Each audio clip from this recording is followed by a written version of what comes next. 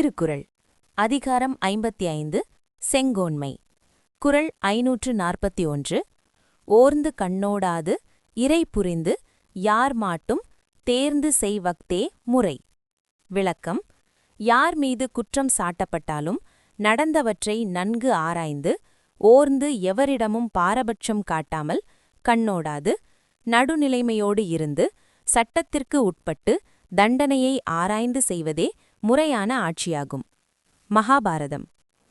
யதா அபராத தண்டத்வம் அத்வேஷோ தைதேபிச்ச நியாயேன பரிபாலனம் ததேதத் ராஜலக்ஷணம்.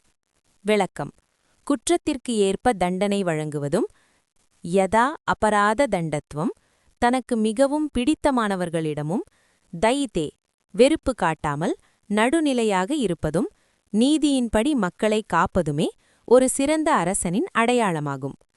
மனுஸ்மிருதி. தம் தேச காலௌ சக்திம்ச வித்யாம்ச அனுப்ரேக்ஷ்யச்ச ததஹ தண்டம் நிபாதயேத் அபராதிஷு சர்வதா. விளக்கம்: குற்றம் செய்தவனின் தரம், காலம், இடம், அவனது ஆற்றல் மற்றும் கல்வியறிவு ஆகியவற்றை நன்கு ஆராய்ந்து அதற்கு பிறகே குற்றவாளிகளுக்கு தகுந்த தண்டனையை வழங்க வேண்டும். இதில் விருப்பு வெறுப்புகளுக்கு இடமில்லை. சனாதன தர்மத்துடன் ஒத்துப்போகும் விதம்.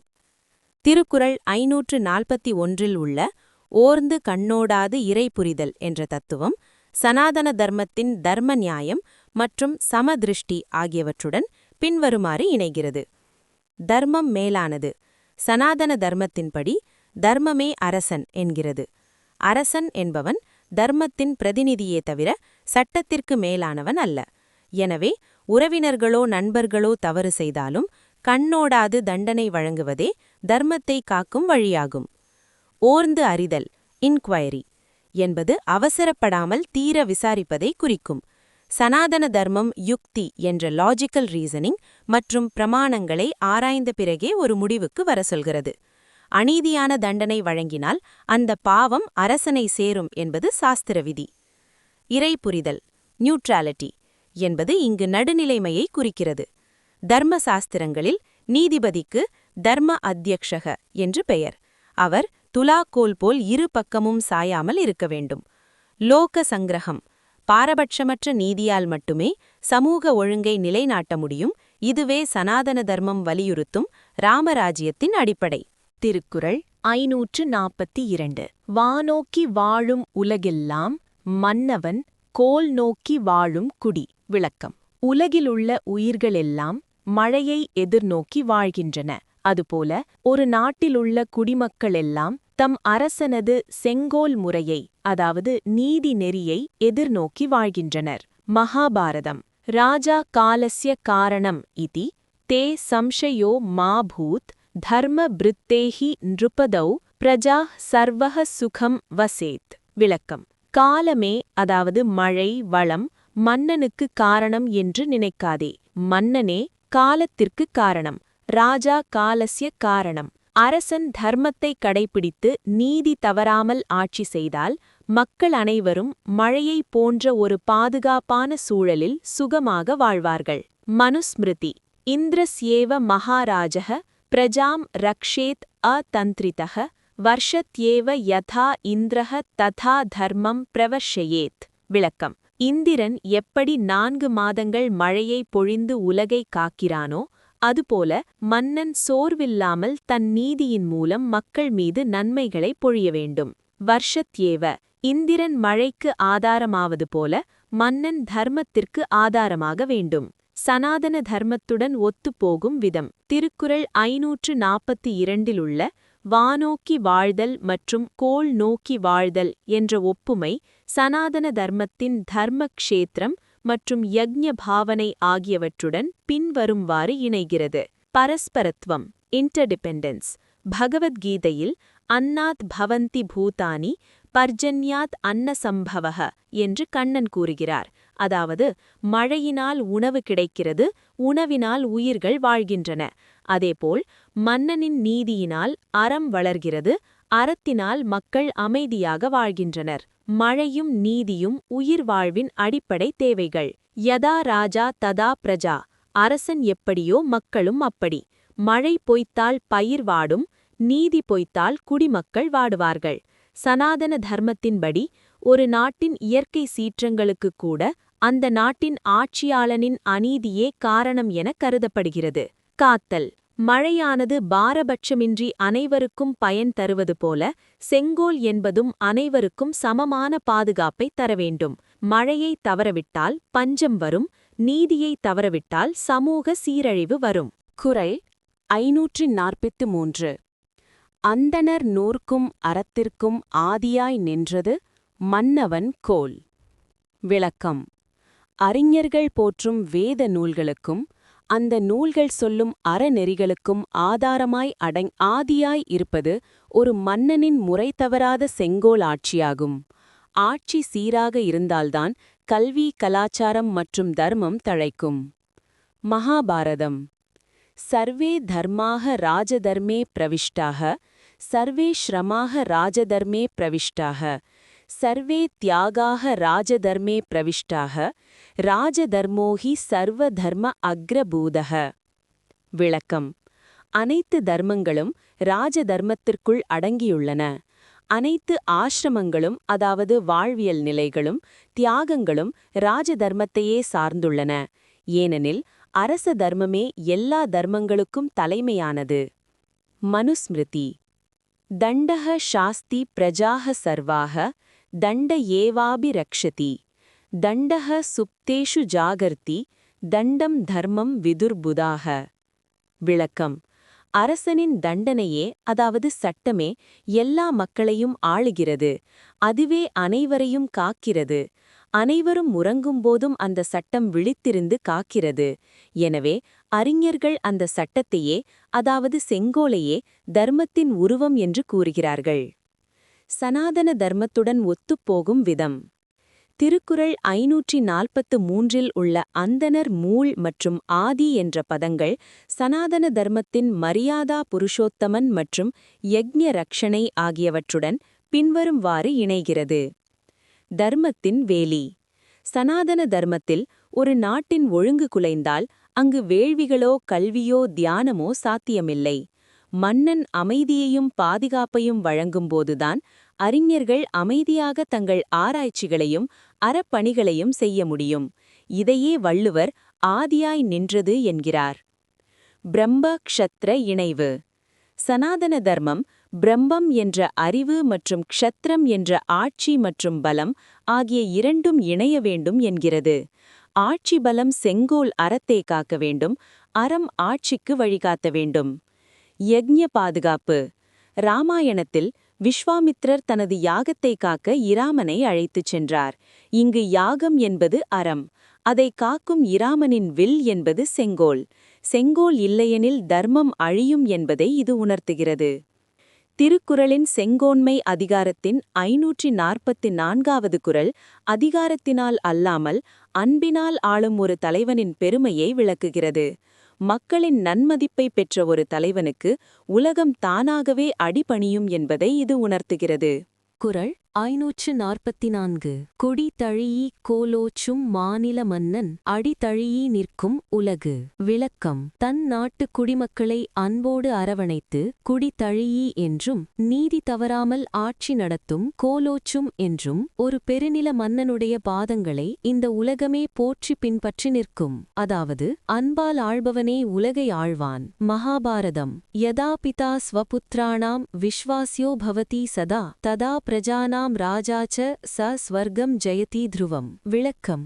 எந்த ஒரு மன்னன் தன் பிள்ளைகளை தந்தை எவ்விதம் காப்பாரோ அவ்வாறே குடிமக்களை காக்கிறானோ பித்ருவத் அவனிடம் மக்கள் முழு நம்பிக்கை வைப்பார்கள். அத்தகைய மன்னன் இந்த உலகையும் வெல்வான், மறுமையிலும் ஸ்வர்க்கத்தை அடைவான். மனுஸ்மிருதி. அனுராகோஹி லோகஸ்ய ராஜ்ய மூலம் அனுத்தமம் தஸ்மாத் பிரஜா அனுராகார்த்தம் யதேத சததம் நிருபஹ.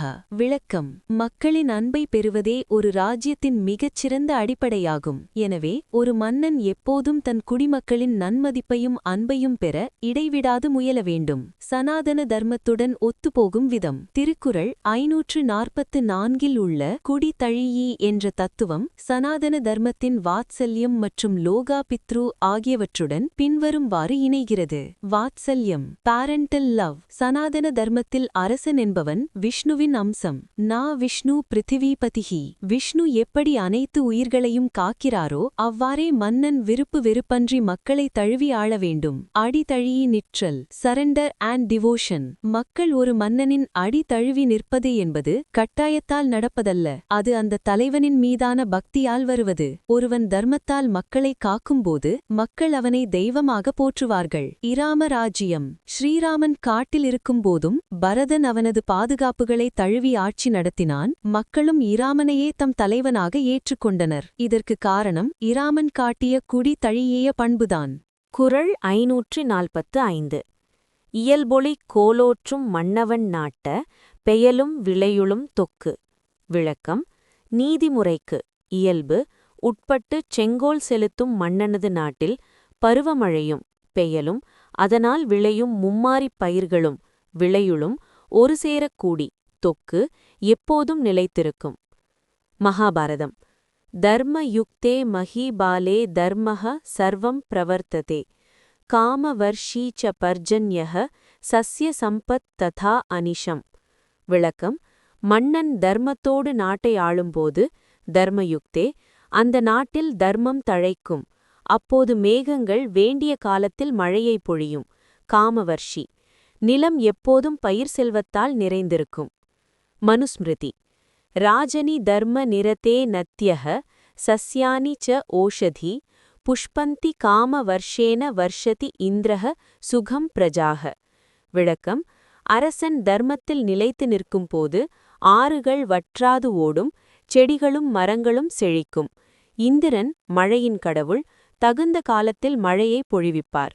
மக்கள் அனைவரும் சுகமாக வாழ்வார்கள். சனாதன தர்மத்துடன் ஒத்துப்போகும் விதம். திருக்குறள் 545 உள்ள இயல்பொளி கோலோச்சுதல் என்ற கருத்து சனாதன தர்மத்தின் ரிதம் RTA மற்றும் யக்ஞ பாவனை ஆகியவற்றுடன் பின்வருமாறு இணைகிறது. ரிதம். Cosmic order. சனாதன தர்மத்தின்படி பிரபஞ்சத்தில் ஒரு ஒழுங்கு உள்ளது. மனிதன் செய்யும் தர்மம் அந்த ஒழுங்கை பாதுகாக்கிறது. மன்னன் நீதியாக ஆட்சி செய்யும்போது அந்த தார்மீக ஆற்றல் இயற்கையின் சுழற்சியை சீராக வைக்கிறது. ஆட்சி சீர்குலைந்தால் இயற்கையும் சீற்றமடையும். அராஜகம். இயல்பு. தார்மிக் நேச்சர்.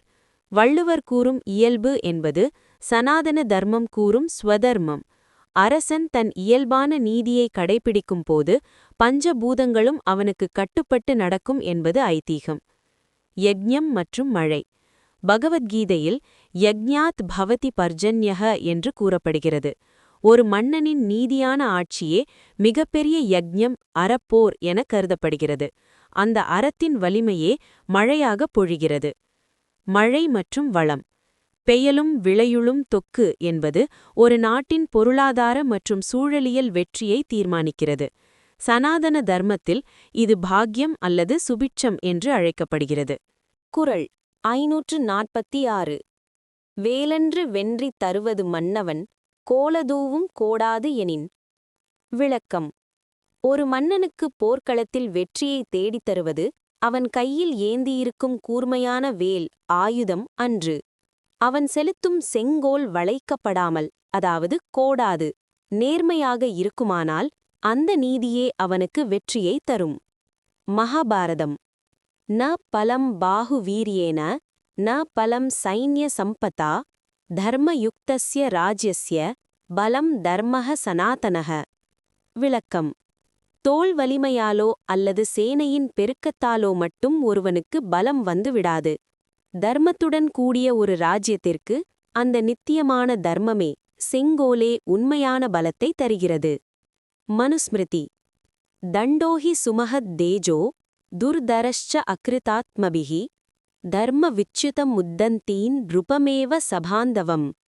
விளக்கம். அரசின் நீதி என்பது மிக உயர்ந்த ஒளி பொருந்தியது. அடக்கமில்லாதவர்களால் அதை கையாள்வது கடினம். அந்த நீதி தவறினால், அதாவது தர்ம விச்சுதம், அது மன்னனை அவனது சுற்றத்தாருடனும் சேர்த்து அழித்துவிடும். மாறாக நேர்மையான நீதியே அவனைக் காத்து வெற்றியைத் தரும். சனாதன தர்மத்துடன் ஒத்துப்போகும் விதம். திருக்குறள் 546இல் உள்ள கோடாமை என்ற தத்துவம் சனாதன தர்மத்தின் சத்தியம் மற்றும் தர்ம விஜயம் ஆகியவற்றுடன் பின்வருமாறு இணைகிறது. யதோ தர்மஸ்ததோ ஜெயஹ. எங்கே தர்மம் இருக்கிறதோ அங்கே வெற்றியுண்டு. மகாபாரதத்தின் இந்த மையக் கருத்தையே வள்ளுவர் கோள்தூவும் கோடாதனின் வென்றி தரும் என்கிறார். கௌரவர்களிடம் பெரும் படை வேல் இருந்தும் தர்மம் பாண்டவர்கள் பக்கம் இருந்ததால் அவர்களுக்கே வெற்றி கிட்டியது. அஸ்திரம் விரசஸ் அறம். சனாதன தர்மத்தில் வெறும் ஆயுதபலம் அசுரபலம் எனப்படும். தர்மத்துடன் கூடிய பலமே தெய்வீக பலம். ஒரு மன்னன் நீதியாக ஆட்சி செய்யும்போது அந்த நாட்டின் ஒட்டுமொத்த தார்மீக சக்தியும் அவனுக்கு கவசமாக நின்று வெற்றியைக் கொடுக்கும். அரசனின் கடமை. செங்கோல் கோடாமை என்பது சமத்துவத்தையும் உண்மையையும் குறிக்கும். சனாதன தர்மத்தில் அரசன் தர்மராஜன் என்று அழைக்கப்படுவது அவனது ஆயுதத்திற்காக அல்ல, அவனது நடுநிலைமைக்காகவே. குறள் 547. இறைகாக்கும் வையகம் எல்லாம் அவனை முறைகாக்கும் முட்டாட்செயின். விளக்கம். உலகத்திலுள்ள எல்லா உயிர்களையும் அரசன் இறை பாதுகாக்கிறான். ஆனால் அந்த அரசன் தன் ஆட்சியில் நீதி தவறாமல் முட்டாட்செயின் முறைப்படி ஆட்சி நடத்துவானானால் அந்த நீதியே முறை அவனை துன்பம் வராமல் பாதுகாக்கும். மகாபாரதம். தர்ம ஏவ ஹதோ ஹந்தி தர்மோ ரக்ஷதி ரக்ஷிதஹ தஸ்மாத் தர்மோ ந ஹந்தவ்யஹ மானோ தர்மோ ஹதோ வதீத். விளக்கம். அழிக்கப்பட்ட தர்மம் அதனை அழிப்பவனையே அழிக்கும். பாதுகாக்கப்பட்ட தர்மம் நீதி அதனை பாதுகாப்பவனையே பாதுகாக்கும். தர்மோ ரக்ஷதி ரக்ஷிதஹ. எனவே தர்மம் நம்மை கொல்லாமல் இருக்க வேண்டுமானால் நாம் தர்மத்தை கைவிடக்கூடாது. இது வள்ளுவரின் கரத்தோடு 100% பொருந்துகிறது. மனுஸ்மிருதி. ராஜானம் வர்த்தயத்யேவ தர்மோ நியாயேன பாலிதஹ அதர்மோ ஹந்தி ஆஜானம் வியசனேபியஹ ந ரக்ஷதி. விளக்கம். நீதி தவறாமல் கடைபிடிக்கப்படும் தர்மமே நியாயேன பாலிதஹா மன்னனை வளர்க்கிறது, காக்கிறது. ஆனால் அநீதியானது மன்னனை அழிக்கும், துன்பங்கள் வரும்போது அவனை காப்பாற்றாது. சனாதன தர்மத்துடன் ஒத்துப்போகும் விதம். திருக்குறள் 547இல் உள்ள முறைகாக்கும் என்ற தத்துவம் சனாதன தர்மத்தின் தர்ம ரக்ஷணம் மற்றும் கர்ம விநாசம் ஆகியவற்றுடன் பின்வருமாறு இணைகிறது. தர்மோ ரக்ஷதி ரக்ஷிதஹா. இது சனாதன தர்மத்தின் மிக முக்கியமான மந்திரங்களில் ஒன்று. வள்ளுவர் இதையே முறைகாக்கும் என்கிறார். ஒரு மன்னன் தன் படைகளையோ அரண்மனையையோ நம்புவதை விட தான் செய்த புண்ணியத்தையும் நீதியையும் நம்ப வேண்டும். ஆட்சி என்பது ஒரு தவம். சனாதன தர்மத்தில் அரசன் தர்மத்தின் காவலன், தர்ம கோப்தா. அவன் உலகை காப்பது அவனது கடமை.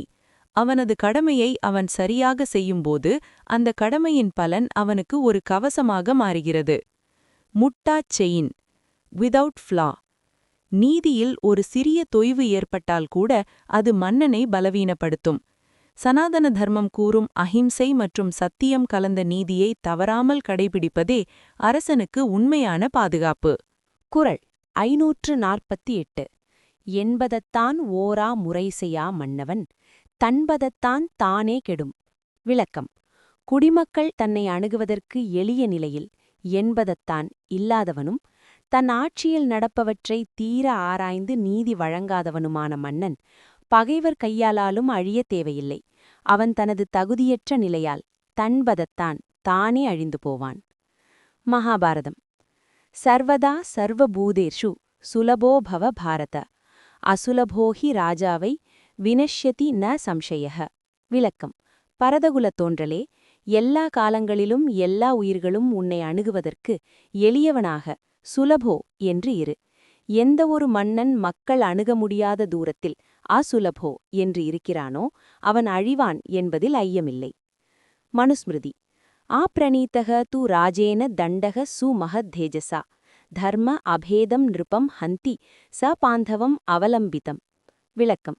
தன்னால் ஏவப்பட்ட நீதியை சரிவர ஆராயாமல் அப்ரணீதக தர்மத்திலிருந்து விலகி நடக்கும் மன்னனை அதே நீதி தன் சுற்றத்தாரோடு சேர்த்து அழித்துவிடும். இது வள்ளுவரின் தானே கெடும் என்ற சொல்லுக்கு மிக நெருக்கமான கருத்தாகும். சனாதன தர்மத்துடன் ஒத்துப்போகும் விதம். திருக்குறள் 548 உள்ள என்பதத்தான் ஓரா முறை செயல் என்ற தத்துவம் சனாதன தர்மத்தின் பிரகிருதி மற்றும் ராஜதர்மம் ஆகியவற்றுடன் பின்வருமாறு இணைகிறது. சுலபத்துவம், ஆக்சசிபிலிட்டி. சனாதன தர்மத்தில் இறைவன் கூட பக்தர்களுக்கு சுலபன் என்று போற்றப்படுகிறான். இறைவனின் பிரதிநிதியாக கருதப்படும் அரசன் மக்களுக்கு கிடைக்காத அப்பிராப்ய எட்டாத நிலைக்கு சென்றால் அந்த நாட்டின் பிரகிருதி அடிநிலை சிதைந்துவிடும். ஓராமுறை அன்இன்வெஸ்டிகேட்டட் ஜஸ்டிஸ். சனாதன தர்மம் அக்ஞாத்வா சாஸ்திரம், சாஸ்திரங்களை அறியாமல் நீதி வழங்குதல் ஒரு பாவமாக கருதப்படுகிறது. ஓர்ந்து அறியாத மன்னன் தர்மத்தை மீறுகிறான். தன்பதம், செல்ஃப் டிஸ்ட்ரக்ஷன். தன்பதம் என்பதற்கு தாழ்ந்த நிலை அல்லது மென்மையான நிலை என்று பொருள். பகைவர்கள் போர் தொடுக்காமலேயே ஒரு மன்னன் தன் சோம்பலாலோ அல்லது தார்மீக வீழ்ச்சியாலோ தானே கனிந்து விழுந்த பழம் போல அழிந்து போவதை குறிக்கிறது. குறள் 549. குடிப்புறங் காத்தோம்பிக் குற்றம் கடிதல் வடுவன்று வேந்தன் தொழில். விளக்கம். தன் நாட்டு குடிமக்களை புறத்தே இருந்து வரும் பகைவர்களிடமிருந்து காத்து அவர்கள் தவறு செய்யாதபடி கவனித்து குற்றம் செய்பவர்களை தண்டித்தல் கடித்தல் ஒரு மன்னனுக்கு பழியாகாது, வடுவன்று, அது அவனது முறையான கடமையாகும். மகாபாரதம். துஷ்டானாம் சாசனம் தர்மः சிஷ்டானாம் பரிபாலனம் ராஜ்யஸ்ய ஏதத் த்வயம் காரியம் நிருபாணாம் ஸ்வர்க சாதனம். விளக்கம். தீயவர்களை தண்டிப்பதும் நல்லவர்களை பாதுகாப்பதும் ஆகிய இவ்விரண்டுமே ஒரு நாட்டின் மிக முக்கியமான கடமைகள். இதனை செய்யும் மன்னன் இம்மையிலும் மறுமையிலும் உயர்வடைவான். மனுஸ்மிருதி. யதி ந பிரணயேத் ராஜா தண்டம் தண்டியேஷு அதந்திரிதः ஷூலே மத்ஸ்யானிவா பக்ஷ்யன் துர்பலான் பலவத்தரः.